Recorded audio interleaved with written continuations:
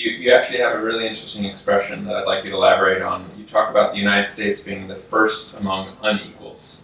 I was wondering if you could talk about what that means. Well, particularly since if you go back to the late 19th century, the United States had by far the biggest economy in the world, well beyond other industrial economies combined. If you go through the 20th century, the major events like the world wars were devastating for industrial rivals and very beneficial to the United States. During the Second World War, U.S. industrial production actually quadrupled while other industrial societies were smashed. At the end of the war, the United States was at a level of power that had never been imagined in history.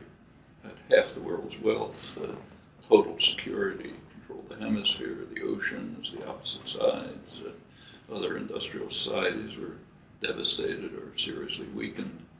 And of course, that couldn't last. Other societies reconstructed, the world became more diverse over time, but the U.S. is still way above others in terms of advantages. Remarkably, that does not translate into quality of life. So if you look at you take the OECD, the rich countries, the OECD countries, there's 31. The U.S. ranks near the bottom in social justice, poverty, inequality. It ranks alongside of Greece and Turkey, not the other rich countries. And a lot of this has to do with internal policies, which maintain military superiority. So in military terms, the U.S. is far and away out of sight beyond anyone else, but not in other respects, which is a critical fact about American society, which is crucial for Americans, but also for the world because of U.S. power. You also refer in the introduction to the ability of the United States to shape global discourse and the terms in which politics are debated. Could you elaborate on that? Well, given its power, the U.S. Has an enormous effect on determining what international policies will be, but it's limited. In fact, in the 1940s already, the U.S. suffered a very serious blow to its global hegemony. 1949, China became independent. There's an interesting phrase for that in U.S. discourse. It's called the loss of China, which presupposes that, of course, we own the world. And if China becomes independent, we've lost it. And loss of China became a deep issue in U.S. domestic politics and culture. It's the source of McCarthyism, who was responsible for the loss of China. It immediately drove the United States to support the French in their effort to reconquer Indochina, because there was fear of the loss of Indochina and what that would entail, and goes all the way through. By the time you get to the Kennedy period, one of Kennedy's concerns about Vietnam was he didn't want to be responsible for the loss of Indochina. And that runs right to the present. And since then, other things have been lost. In the last 10 or 15 years, there's been a really remarkable change in world affairs with the loss of Latin America. Latin America used to be the backyard. It did whatever we said. If we didn't like it, we'd carry out a military coup and put them back on the obedient course. By now, the U.S. is practically being thrown out of the hemisphere. Obama's trip to Cuba is presented here as a noble effort to help Cuba out of its isolation, bring democracy and freedom. It's exactly the opposite. It was undertaken because the government realized that if they don't accept the Latin American demand that Cuba be readmitted into the hemisphere, the U.S. will be thrown out. And that's a major change. If you look at the Middle East, the U.S. kind of took over from Britain, and for a long time pretty much determined what happened, but no longer.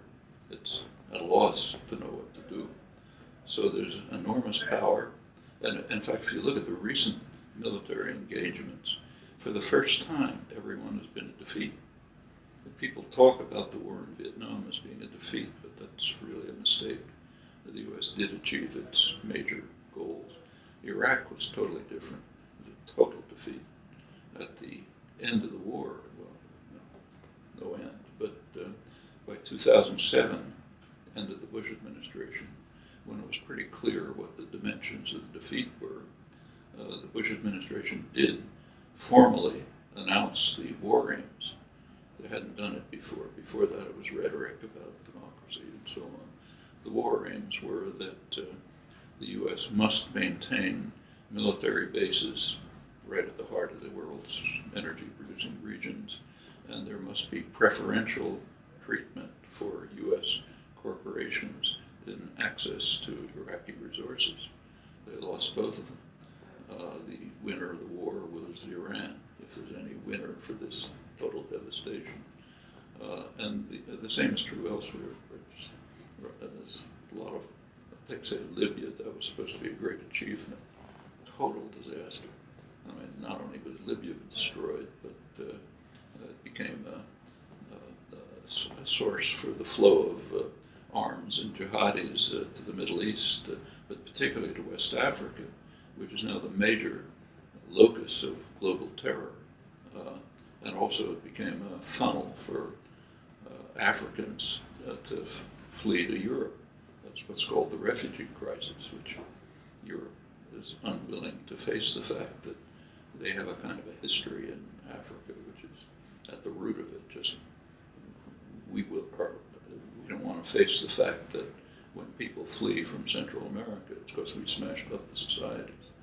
But it's pretty comparable. But all of these are indications of the way in which enormous military power does not translate into determining the course of world events the way we would want. It often does, and often in quite dangerous ways.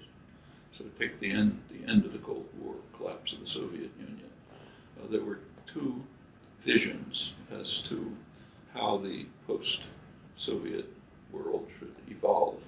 One was Gorbachev's.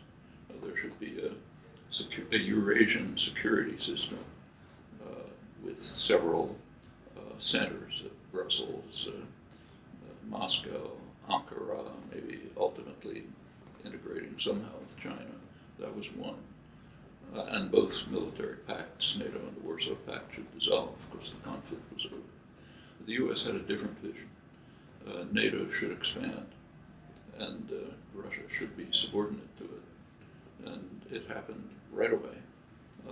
There were, during the Bush 1 administration, when this was happening, NATO already expanded to East Germany, contrary to verbal promises, not written. They were careful about that. Verbal promises to Gorbachev. Then under Clinton moved beyond. By now it's right up to the Russian border. This is the first time since the Nazis that foreign forces have been right at the hostile forces, right at the Russian border. A couple of years ago, NATO formally requested Ukraine to join NATO, which would be intolerable to any Russian leader. If Gandhi was running Russia, they wouldn't be able to accept it. It's right at their geostrategic heartland, quite apart from historic connections and so on. So, and this the U.S. is getting its way, but at the cost of raising tensions, which could very well lead to a terminal nuclear war. Both sides, Russia and the United States, are building up their forces, acting aggressively. We know from the historical record that war has almost broken out repeatedly. The record is actually shocking. New cases are constantly being discovered. So just a couple of months ago, for example, it was discovered that in 1979, the U.S. automated detection systems, which make hundreds of errors, detected a major Russian missile attack against the United States.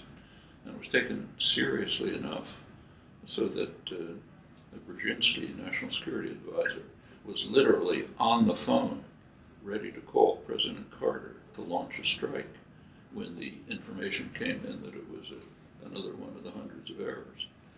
That's happened over and over. And the idea of playing with fire with this catastrophic consequence likely is just beyond belief. I mean, if some Martian were looking at us, I think we're out of our minds, not only for this reason. So yes, here's a case where the U.S. did get its way. In fact, the mission of, you might ask why NATO exists at all. For all of its history, it was there to defend Western Europe from the Russian hordes. Okay, no Russian hordes. What happens? NATO expands. And not only expands, but it got a global mission.